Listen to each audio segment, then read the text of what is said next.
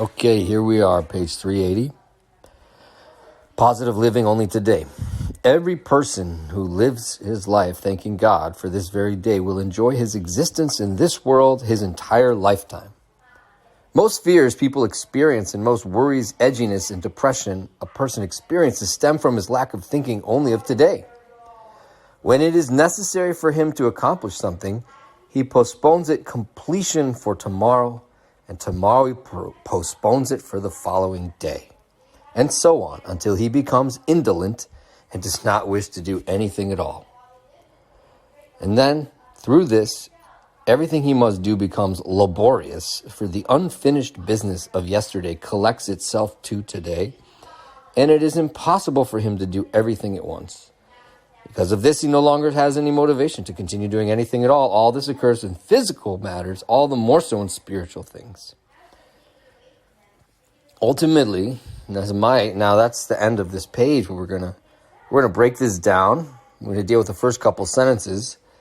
But in summary, he's saying that, when we don't live in today, we miss some opportunity of growth and accomplishment, beauty, and we can feel gypped. We can feel like, hey, why didn't I get what I was supposed to? Because today was supposed to be milk and turned out to be orange juice, and now life owes me milk. And my parents never nourished me, and they didn't do this, and they didn't do that, and my marriage, and my job, and so on. And so this is a really big topic. This is very important. And then not only that, if it's about me and what I should have done, then I feel this sort of, especially if it's real, and I could have, and I should have, and I wish I would have, well, now I have this feeling of integrity, lack of integrity, that oh no, I didn't do this whole thing. And that's a problem. That's a serious problem.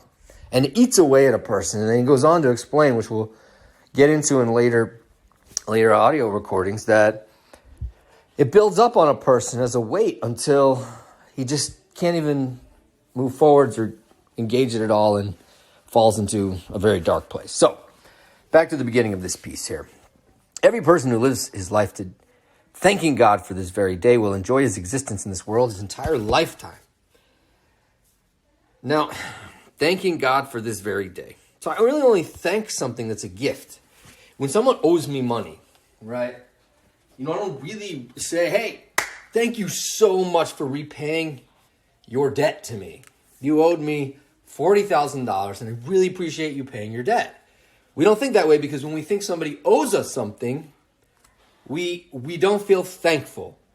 In a certain sense, when I'm entitled to by right in my mind, almost contractual, we call unspoken contracts in relationships sometimes, then that's it. Then we think that people owe us, and maybe they do legally or not.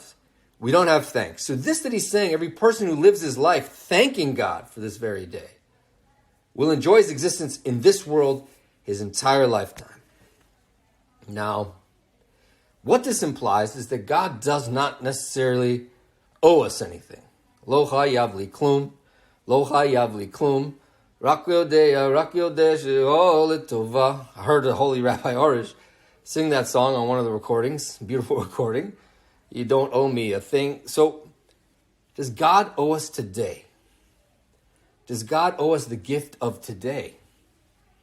I think that I find this hard because when I look in the mirror, I really, growing up in America, growing up with all of the way I did, good parents, don't get me wrong, just, I feel like I almost owed a lot of stuff. Do you relate to that?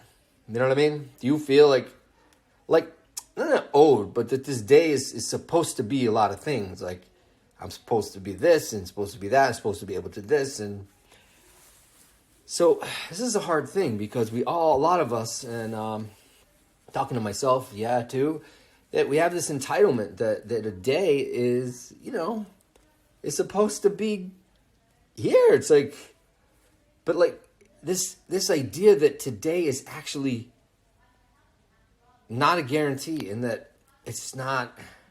It was optional to the Creator to give us today, and that even life itself. This is something I've met people, bunches of people who kind of have this, and I'm always very envious. I would love to get that, and I'm going to start working on it and invite you to work on it more deeply with me. And can we work on the fact that, thank God, that does God owe me today? Did he owe me yesterday? Does he owe me my child? This that I had a bad experience during this time and that time, did he owe me anything to begin with? Because this that I say, like, I had a bad experience, as if like I was supposed to have a 10 out of 12 experience, and it turns out I had a 4.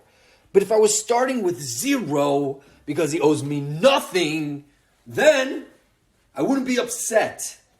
I'd actually see that it's a gift, that every moment is a gift. And then I could thank God for this day. And I'd realize that the only today, there's no tomorrow, we said in the last 3.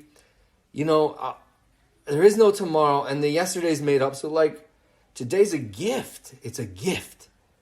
And I'd want to use it well. And I start by thanking God that I have this opportunity and ask to use it very well.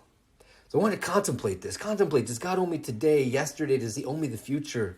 And really look at that. And I did that before I recorded, and I'm going to do it again. All right. Have a good night. We'll continue tomorrow.